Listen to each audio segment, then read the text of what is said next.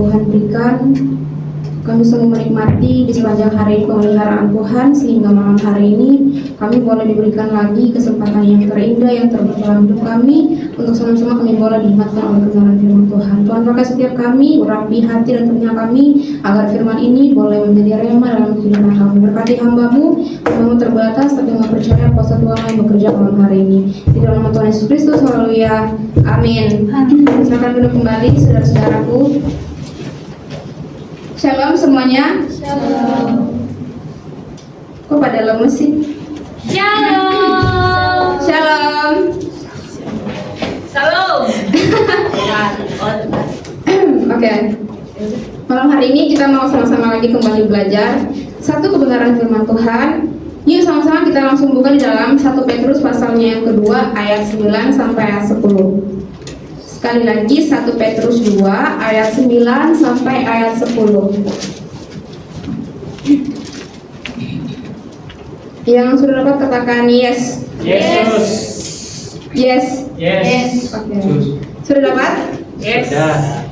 Kita baca ayat ini secara bersama-sama ya. Yes. Dari ayat 9 sampai ayat 10. Dalam hitungan yang ketiga, 1, 2, 3. Tetapi kalau bangsa yang berdiri, imannya terjadi, bangsa yang kudus, umatnya yang anak sendiri, supaya kamu memberitakan perbuatan-perbuatan yang besar dari Dia, yang telah memanggil kamu keluar dari kegelapan kepada terang yang percaya. Kamu yang dahulu bukan umat Allah, tetapi yang sekarang telah menjadi umatnya, yang dahulu tidak dikasihani, tetapi yang sekarang telah beroleh kasih.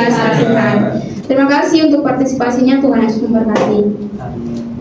Malam hari ini, saudara-saudaraku yang terkasih, kita sama-sama kembali belajar dari surat Petrus. Ya, surat Petrus kita bersama ini ditujukan kepada jemaat-jemaat yang ada di perantauan atau yang ada di sekitar Asia Kecil pada saat itu. Sebelum saya mau masuk pada tema kita malam hari ini, di sini semua pernah ngalamin mati lampu nggak? Pernah. Pernah. Bukan lagu.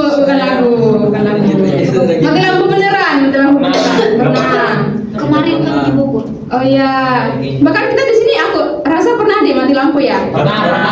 Nah, gimana rasanya pas mati lampu? Gelap. Nggak bisa lihat jalan. Gelap. Nggak bisa aja. Biasa aja. Nyamuk. Nabrak. Oh iya, ada yang nabrak tembok. Iya. Lampunya aja ke Putri bisa nabrak. Tuh, lampu nyala bisa nabrak tembok, apalagi lampu mati. Pasti ada rasa ketakutan ya, ada rasa ketakutan, panas, sekarang nggak ada AC. Ada juga yang aduh bingung. Nah, dalam posisi mati lampu kita yang pertama kita cari apa? Lilin. Kita Dia. Tuhan tandanya besar. Jangan dulu ke teologis deh, yang realistis aja. Senter. Mama sama pacar. Betul. Ya, kalau di kampung kadang lilin atau kayak obor gitu ya, obor. Nah, pasti kita langsung cari sumber cahaya, benar? Ya, supaya kita bisa dapat terang gitu, dapat cahaya di tengah kegelapan itu. Nah, saudara-saudara, ternyata gelap atau kegelapan yang kita rasakan itu bukan hanya secara fisik yang kita rasakan mati lampu beneran. Tetapi ternyata dalam dunia ini pun, bahkan dalam kehidupan kita setiap hari, kita dipenuhi dengan kegelapan yang mungkin kita tidak sadar bahwa itu ada di sekitar kita. Bahkan kita hidup di dunia ini pun, dunia yang penuh dengan kegelapan. Maka dari itu malam hari ini kita akan belajar satu tema, yaitu chosen to shine. Chosen to shine, dipilih untuk bersinar. Katakan amin. Amin. Haleluya. Bahasa Mandarinnya apa? Chosen to shine.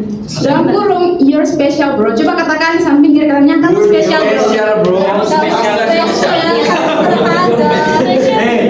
Anda spesial sama yang lu. Ya, kita semua spesial di mata siapa? Mata Tuhan. Mata Tuhan. Nah, bukankah dalam kehidupan kita pun, dalam kehidupan kita seperti sebagai orang percaya, kita hidup di tengah dunia yang mati lampu rohaninya, yang mati secara rohani. Why? Banyak orang yang kehilangan arah, nggak ada damai, kehilangan kasih, kehilangan sukacita, damai sejahtera, dan itu terjadi dalam sekitar kita. Bahkan mungkin kita juga pernah mengalami hal itu. Kenapa? Karena dunia itu dipenuhi dengan, apalagi sekarang zaman udah semakin berkembang nih, digital udah semakin maju dalam media sosial, banyak komentar-komentar yang hate gitu kan, komentar negatif, bahkan mungkin berita-berita hoax, semua terekspos, terpampang secara nyata. Banyak orang yang merasa bahkan sering membandingin diri. Pernah nggak di sini kita buka medsos terus, aduh kok hidupnya kayak lebih baik dari saya ya, kok aku stuck di sini-sini aja, nggak ada perubahan sama sekali. Pernah Inci? Nggak pernah. Pernah. Nggak pernah.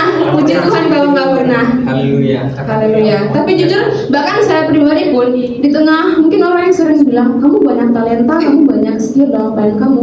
Tapi sejujurnya, honestly dalam kehidupan aku pun kadang aku merasa kok hidup aku kayak gini-gini aja ya, kayak nggak ada perubahan, nggak ada kemajuan, stuck di situ doang. Dan ternyata kita sebagai anak-anak muda pun sering mengalami hal itu tanpa disadari. Kita sering membandingkan kehidupan kita dengan orang lain. Maka kadang kita berpikir, aku nggak ada apa-apanya nih. Apalagi kalau mungkin kita yang mempunyai latar belakang yang buruk, latar belakang yang hancur. Kadang kita ngerasa, Tuhan saya kayaknya nggak layak deh buat melayani Tuhan. Tuhan, kadang kita merasa tuh masa lalu saya sudah terlalu jauh dari Tuhan, terlalu buruk, terlalu gelap. Saya merasa hidup saya ini nggak layak untuk melayani Tuhan. Pasti kita pernah ada di satu titik kita mengalami insecure itu sebelum kita mengalami turning point-nya. So hari ini aku mau bagiin kepada kita gimana sih kenapa kita menjadi anak-anak yang dipilih Tuhan untuk bersinar. Karena kita spesial di hadapan Tuhan. Sama seperti yang sedang dialami oleh penerima surat yang dituliskan oleh Rasul Petrus pada saat itu. Mereka hidup di tengah tekanan orang-orang yang tidak mengenal Tuhan, di tengah orang-orang yang nggak tahu siapa sih Tuhan itu, bahkan hidup di tengah orang-orang yang memuji dewa-dewa lain selain Tuhan. Otomatis mereka merasa terhimpit di dalam posisi itu, ya, karena di pasal selanjutnya Petrus menjelaskan bahwa mereka itu bukan orang-orang Yahudi. Jadi mereka bukan orang-orang Yahudi secara biologis, tetapi mereka adalah orang-orang percaya yang tersebar di sekitar Asia Kecil. Maka kenapa sih Petrus menuliskan hal ini kepada mereka? Kalau kita melihat dari ayat yang pertama, Petrus di sana bilang, karena itu buanglah segala kejahatan, segala tipu muslihat, dan segala macam kemunafikan, kedengkian, dan fitnah. Dan ayat kedua dia bilang, jadilah sama seperti bayi. Kalau kita melihat sebenarnya apa yang dimaksudkan Petrus dalam perikop ini? Kenapa jemaat pada saat itu tengah terhimpit? Terus kenapa dia menulis kita harus menanggalkan segala kejahatan, segala kemunafikan, segala tipu muslihat, kedengkian, dan ayat kedua dilanjutkan bahwa kita harus sama seperti bayi. Sampai nanti di ayat yang ke-10 bahwa kita adalah orang-orang pilihan. Apa yang dimaksudkan Petrus? Petrus yang memaksudkan kepada jemaat di Asia Kecil pada saat itu, Petrus ingin mereka di tengah penganiayaan yang mereka hadapi. Kalau kita lihat kembali ya, ini masa pemerintahan Kaisar Nero. Mungkin yang udah belajar sejarah, pengantar PB, udah ya, yang mungkin semester 3 sudah belajar sejarah PB, di mana kejamnya Kaisar Nero itu. Bahkan dia yang merencanakan, menurut sejarah dia yang merencanakan kebakaran di Roma pada saat itu. Tapi dia mengkambing hitamkan orang-orang yang Kristen, orang-orang percaya, sehingga itu ulah dia, tapi dikambing hitamkan orang-orang percaya, sehingga mereka dituduh yang membuat kebakaran itu. Padahal itu ulah Nero sendiri. Belum lagi penganiayaan terhadap orang-orang percaya lainnya. Nah, coba kita dalam posisi itu, di tengah kehimpitan itu, penganiayaan, diskriminasi, gimana keadaan kita? Bahkan kita hidup di Indonesia aja yang penuh dengan pemerintah-pemerintah yang ya seperti yang kita tahu, apalagi kita masyarakat yang kelas menengah ke bawah ya, semua rata-rata. Gimana keadaan kesusahan ekonomi, kesenjangan sosial yang kita hadapi? Justru banyak hal-hal itu yang menekan hidup kita. Tetapi di tengah penderitaan itu Petrus mengingatkan kepada mereka, kamu harus sepenuhnya jadi seperti bayi. Artinya Petrus mau di tengah penganiayaan itu mereka mengandalkan Tuhan, bergantung kepada Tuhan, sepenuhnya berharap kepada Tuhan. Maka pesan Petrus dari perikop ini, dia mau agar supaya mereka bergantung kepada Yesus batu penjuru yang sudah kita baca tadi. Maka saudara, mungkin meskipun kadang dunia melihat kita itu nggak berharga, kadang dunia menganggap kita kecil, nggak ada nilainya sama sekali, nggak ada value-nya, bahkan nggak ada potensi apa-apa. Tapi Petrus kali ini mau ingatin bahwa you are chosen. Kita dipilih Tuhan. Maka malam hari ini kita akan melihat dua hal. Kenapa Tuhan memilih kita untuk bersinar? Kenapa Tuhan bilang kita spesial? Dan kenapa Tuhan mau di tengah penderitaan itu, bahkan di tengah hal-hal mungkin yang hari ini kita tidak bisa sharingkan kepada orang lain. Saya tidak tahu apa yang menjadi pergumulan kita masing-masing pribadi malam hari ini, yang mungkin tidak bisa kita ceritakan kepada orang lain, bahkan mungkin kepada orang tua kita. Tetapi Tuhan mau kembali ingatin, di tengah penganiayaan, di tengah penderitaan, di tengah pergumulan yang sedang kamu hadapi malam hari ini, kamu adalah orang-orang pilihan yang dipilih Tuhan untuk bersinar. Maka dalam poin yang pertama, kenapa kita dipilih? Kenapa kita dipilih untuk bersinar? Karena kita memiliki tujuan ilahi. Tuhan memilih kita mempunyai tujuan ilahi. Karena kenapa? Kita sudah baca tadi ada 4 gelar yang akan kita terima ketika kita menjadi umat pilihan Tuhan. Yang pertama yaitu bangsa yang terpilih atau genos eklekton. Secara harfiah ini artinya umat pilihan, yang berarti menyeratkan bagaimana hubungan darah atau relasi biologis. Kalau kita tahu kita bukan keturunan Yehuda secara biologis kan? Iya. Atau ada di sini yang keturunan Yehuda secara biologis? Sampai sama waspada. Sampai sama waspada. Aku ciptaan Tuhan. Oh, ciptaan Tuhan, betul. Keturunan Adam, amin. Jadi kita semua nggak ada keturunan orang Israel atau orang Yahudi secara biologis atau secara darah, secara gen, nggak ada. Tetapi Alkitab selalu berkata bahwa kita adalah orang-orang Israel pilihan Tuhan. Amin. Amin. Karena kenapa? Kita semua dipersatukan di dalam Kristus. Amen. Maka di situ ada penambahan kata terpilih, yang artinya ini menggambarkan atau mendescribe suatu kesejajaran antara orang percaya dengan Kristus.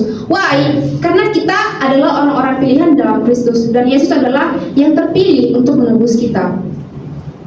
Maka ketika Yesus itu dipilih oleh Allah Bapa untuk menebus setiap kita, karena di pasal sebelumnya Petrus menjelaskan bagaimana kehidupan seorang yang telah lahir baru karena pengorbanan Yesus, kita juga dipilih akibat dari pengorbanan Yesus itu di atas kayu salib. Jadi di dalam pemilihan kita sebagai orang-orang yang punya tujuan ilahi, kita adalah bangsa yang terpilih. Jadi mungkin hari ini kamu merasa saya kecil, atau mungkin kadang kita merasa di antara semua orang saya yang paling bodoh, saya yang paling gak ada talenta sama sekali, ngomong gak bisa, main musik gak bisa, apa-apa gak bisa, kerja gak bisa. Bisa makan. Bisanya makan doang. Tidur. Bisa makan. Tapi kita harus ingat kembali bahwa di dalam semua kekurangan kita, di dalam semua kelemahan kita mungkin, kita adalah umat pilihan Tuhan, kita adalah orang-orang pilihan Tuhan. Yang pasti ketika Tuhan memilih, ada tujuan ilahi yang sudah Tuhan persiapkan bagi kita. Amin. Amin. Maka identitas kita sebagai umat Allah adalah bukan karena kita punya skill, bukan karena kita punya kemampuan, bukan karena kita punya talenta, punya karunia. Itu hanya bonus dari Tuhan. Yang Tuhan mau adalah kamu udah dipilih, artinya kamu udah ada tujuan. Maka dari itu bergantunglah sepenuhnya kepada Tuhan seperti bayi yang sepenuhnya mengandalkan Tuhan. Kemudian apa sih gelar yang kedua lagi yang akan kita dapat? Yaitu imamat yang rajani di ayat 9 tadi, atau basileon hierateuma. Kalau kita lihat itu dalam perjanjian lama, imam dan raja itu dua jabatan yang berbeda, betul? Dan itu tidak mungkin disatukan dalam satu pribadi. Why? Karena imam dia punya kerjanya sendiri dan raja punya kerja sendiri. Jadi nggak mungkin dong dua jabatan ini disatukan dalam satu pribadi. Sama contohnya kayak ketua BEM sama ketua asrama.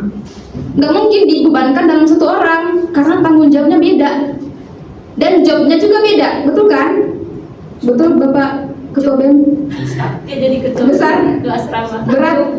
Enggak biasa aja. Oh biasa aja, puji Tuhan. Semoga BEM ini lebih maju di tangan Bapak Brokil. Nah, seperti itu juga imamat yang rajani. Imam dan raja itu harus dipikul oleh orang yang berbeda. Nggak boleh satu pribadi doang yang mikul dua jabatan ini. Karena kenapa? Ada yang tahu pekerjaan imam? Kebaikan korban, Mempersembahkan korban, Berdoa. berdoa. menyampaikan isi hati orang percaya kepada Tuhan asing. Dia kerjaannya dibaikan Berdoa terus. Ya, berdoa Allah. Kalau raja? Raja memerintah. Berontak. Tidur. Jadi, Baik. ya, semua pintar-pintar ya. Tepuk tangan dulu. Maka, secara tidak langsung, kalau secara logika, nggak mungkin satu orang bisa menjadi imam sekaligus raja. Benar? Nggak mungkin, karena jobnya aja udah beda, bahkan sebutannya aja udah beda. Jadi gimana dia mau fokus, sementara kalau jadi raja ya harus fokus di raja. Jadi imam jadi harus fokus. Bagaimana dia menjaga kekudusan hidupnya, sementara raja bermain di politik. Jadi otomatis nggak mungkin bisa jalan dua jabatannya secara sekaligus. Tetapi di dalam Yesus itu dipersatukan dalam kehidupan kita sebagai orang-orang pilihan. Maka kalau kita bisa lihat bagaimana orang percaya ini disebut sebagai raja dan imam sekaligus, hal ini bersumber dari Yesus Kristus. Saudara-saudaraku, di mana Yesus adalah imam sekaligus raja. Dia bukan menghilangkan hukum Taurat, tapi dia menggenapkan hukum Taurat itu. Sehingga di atas kayu salib dia membuktikan bahwa dia adalah imam sekaligus raja yang sejati.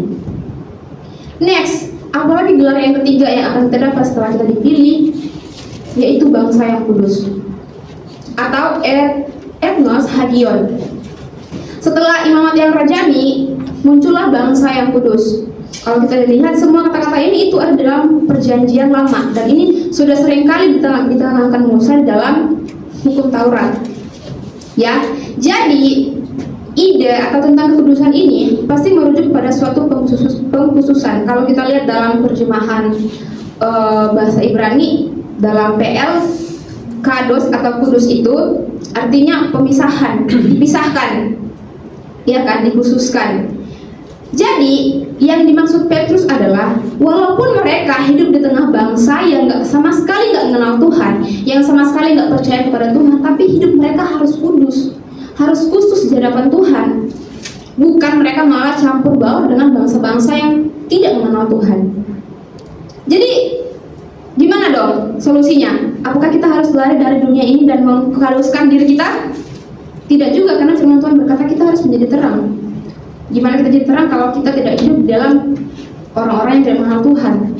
Lalu, kalau kita harus hidup, apakah kita harus berbaur dengan ideologi dunia, dengan paham-paham dunia? Tidak juga. Karena kenapa? Justru ketika kita dipilih, kita harus memancarkan terang itu kepada orang-orang di sekitar kita. Maka kita tidak bisa lari, dan kita juga tidak bisa ikut serta dalam pemahaman dunia, dalam ideologi dunia. Maka itu sebabnya Petrus mengatakan bahwa ketika kamu menjadi bangsa yang kudus, hidupmu harus kudus. Karena kenapa? Allahmu adalah Allah yang kudus, dan dia adalah teladan bagi kita. So kita juga harus mengikuti dia sebagai Allah yang kudus. Karena kenapa?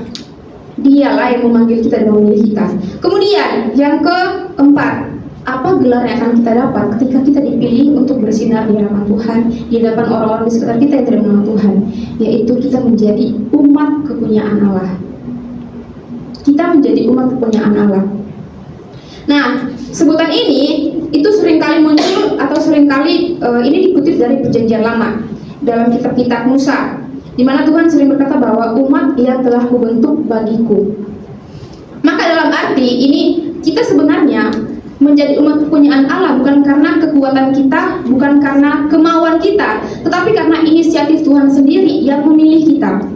Jadi kita sama sekali nggak ada kontribusi dalam pemilihan itu. Kita sama sekali nggak ada campur tangan di situ. Sama seperti di tempat ini, mungkin kadang kita dapat makan nggak sesuai dengan selera kita, ya kan? Kadang Ada yang nggak suka ayam, ada yang nggak suka sayur, ada yang nggak suka cabe, ada yang nggak bisa makan nasi. Mungkin, Gak mungkin. ya kan? Gak mungkin. Tapi kita nggak bisa komplain. Aku nggak suka makan ini, ganti. Nggak bisa. Kamu nggak ada kontribusi apa-apa. Tinggal makan doang. Begitu juga dengan konsep pemilihan kita. Kita nggak bisa, Tuhan pilih aku. Nggak bisa. Itu murni inisiatif dari Tuhan. Maka kalau kamu seperti kita didapatin dikasih makan, ya udah makan aja, nggak usah banyak komplain. Makan aja apa yang dikasih. Alergi nasi. Kalau alergi nasi, gimana solusinya? Makan. Mati lah. Makan.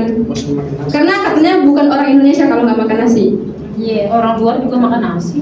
Tapi orang Indonesia lebih terkenal dengan makan nasi. Harus ada karbohidrat. Maka begitu juga sebagai kita orang-orang pilihan.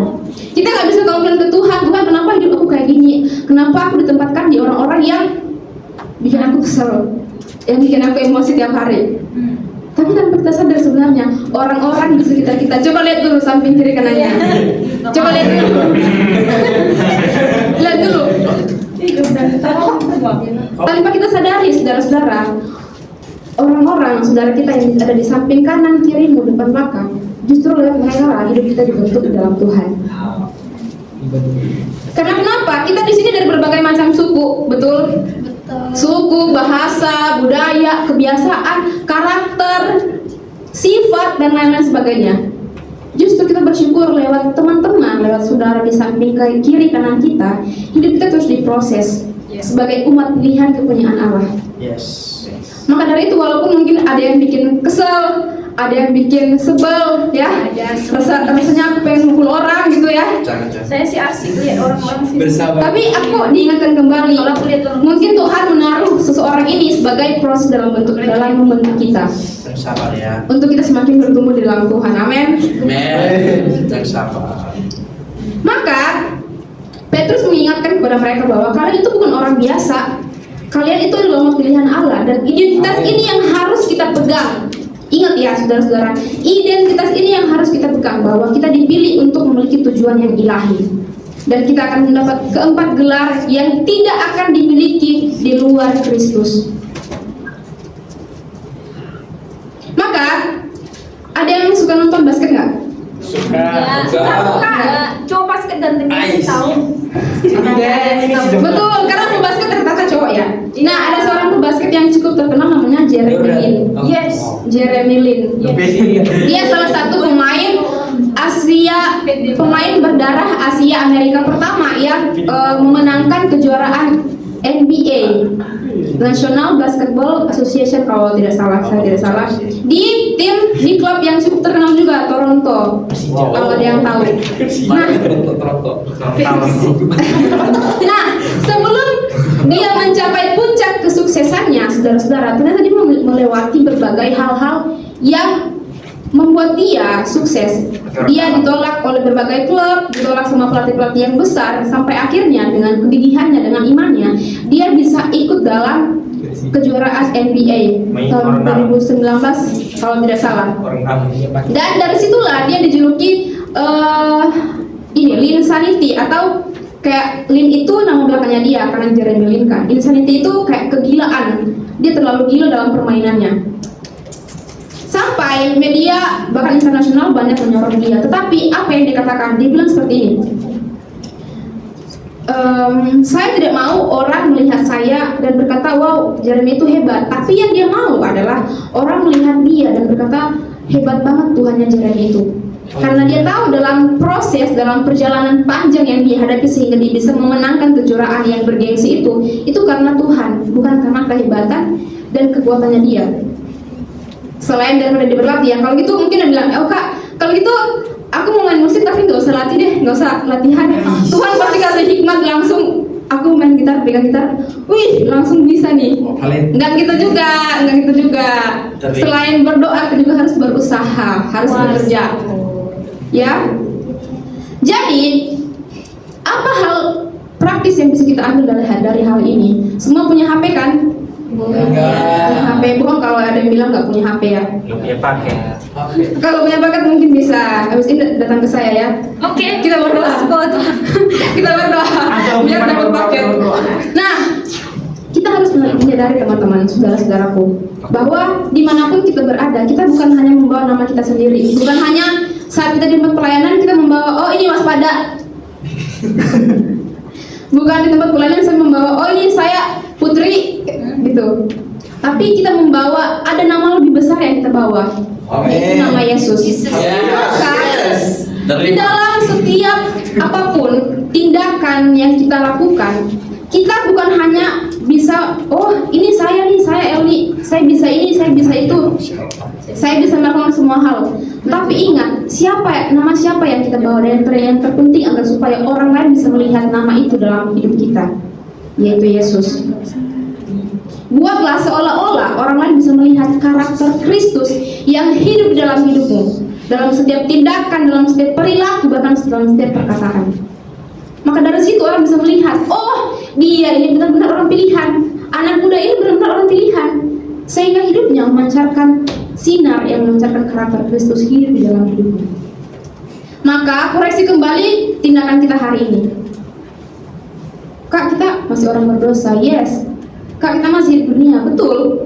Kita belum mati semua hari ini. Tetapi ingat kembali bahwa itu tidak bisa menjadi alasan untuk kita tidak memancarkan kasih Kristus, sinar Kristus dalam hidup kita. Maka dalam hal apapun, dalam kita berinteraksi dalam media sosial, bagikanlah hal-hal yang orang lain bisa melihat bahwa Kristus ada di dalam hidup kita. Amin. Maka saya mengutip dari satu teolog dari Spurgeon, dia bilang kayak gini, saya takut kalau kita terlalu mirip dengan dunia sehingga dunia tidak membenci kita. Dia takut kalau kita terlalu mirip dengan dunia sehingga dunia itu nggak membenci kita. Apa maksudnya? Dia takut kalau kita terlalu ikut dengan arus dunia senang dengan kita dan kita tidak bisa memberikan bagaimana karakter Kristus yang seharusnya. Jadi hari ini koreksi kembali kehidupan kita. Apakah kita benar-benar sudah menyadari kita sebagai orang pilihan yang harusnya bersinar, yang memiliki tujuan yang ilahi dalam Kristus. Yang kedua, kenapa kita harus bersinar? Karena kita dipanggil keluar untuk diutus. Ada yang tidak pelayanan di tempat ini? Ada. Ada yang nggak pelayanan? Ada. Ini yang pelayanan. Pelayanan WL di sini bukan pelayanan. Singar di Cepal, bawa persembahan itu bukan pelayanan. Fasker. Iya, betul. Ya, yang kemarin Fasker jam 10 cuci dandang itu bukan pelayanan. Kita semua pelayanan, saudara-saudara. Bahkan dalam perkuliahan kita mengerjakan tugas itu pelayanan kita. Amin. Saat kita mengerjakan tanggung jawab kita. Maka pemilihan Allah itu selalu didasari dengan panggilan dan pengutusan. Kita sudah dipilih dan kita memiliki tujuan ilahi. Artinya kita siap dipanggil dan siap untuk diutus. Maka di poin yang kedua ini Petrus mengingatkan bahwa kita harus memberitakan perbuatan-perbuatan Allah yang besar. Karena kenapa? Tadi dia 9 berkata, dari kegelapan kepada terangnya yang ajaib atau eklesia. Dari gelap menuju terang. Kita semua dari gelap, saudara-saudara. Kita dulu hidup dalam dosa, tetapi hari ini kita bersyukur kepada Allah bahwa kita sudah menjadi orang-orang pilihan. Dan harusnya kalau kamu sudah sadar kamu sudah dipilih, kamu harus siap untuk memberitakan dan siap diutus. So hari ini kamu gak bisa bilang aku gak bisa apa-apa kak, gak bisa ini itu, gak bisa pelayanan, gak ada talenta, gak ada skill yang aku bisa, aku ngomong aja belibet. Saudara-saudara jujur ya, secara pribadi aku sebenarnya juga ngomong belibet. Kadang orang mungkin gak ngerti aku, aku bilang aku harus pelanin lagi. Dan salah satu kekurangan aku adalah aku gak bisa ngomong pelan.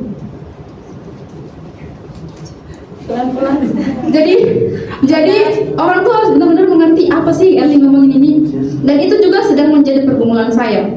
Gimana nanti saya PKL, saya berkhotbah, saya mengajar, sementara orang tidak mengerti apa yang saya katakan.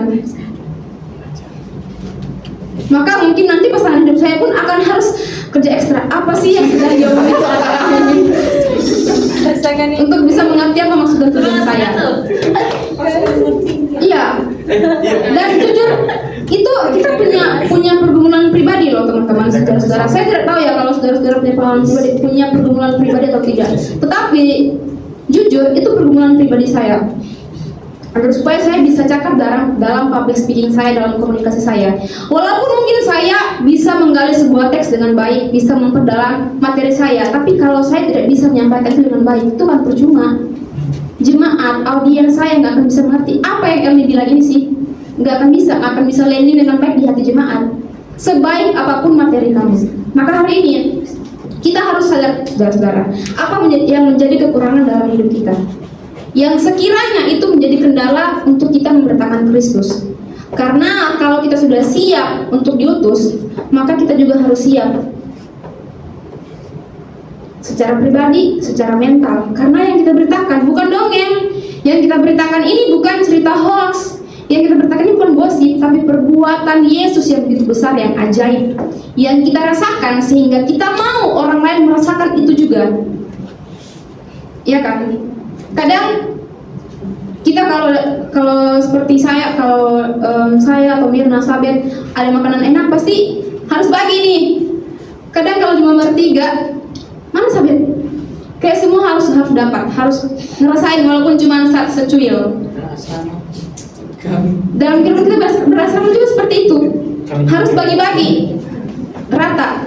Karena kenapa? Kita mau dan kita diajarkan ketika kita merasakan satu hal yang begitu dalam hidup kita juga harus mau berbagi. Sama seperti kasih Kristus yang begitu besar bagi kita. Hari ini kita ada karena kasih Kristus. Maka dari itu kita ada di tempat ini untuk diperlengkapi agar supaya kita bisa membagikan kepada orang lain kasih Kristus yang begitu besar yang bisa kita rasakan hari ini.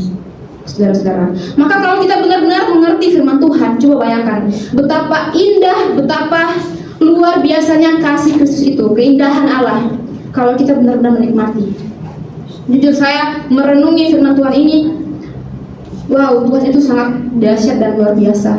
Indah, sungguh luar biasa indah kasih Tuhan. Dan saya juga rindu orang lain bisa merasakan kasih yang itu besar yang saya rasakan itu. Maka ketika kita sudah dipilih, kita siap untuk diutus, kita siap untuk menjadi berkat. Maka jadilah suratan terbuka yang bisa dibaca banyak orang, yang bisa dilihat banyak orang. Kalau saudara-saudara pernah tahu seorang pengkhotbah perempuan yang cukup terkenal, namanya Joyce Meyer. Bisa searching kalau tidak tahu Joyce Meyer, di mana cerita hidupnya sebelum dia menjadi seorang pengkhotbah yang besar, yang terkenal. Ternyata dia memiliki latar belakang hidup yang cukup suram, di mana dia diperkosa oleh ayahnya dari dia kecil sampai dia remaja selama bertahun-tahun, setiap malam.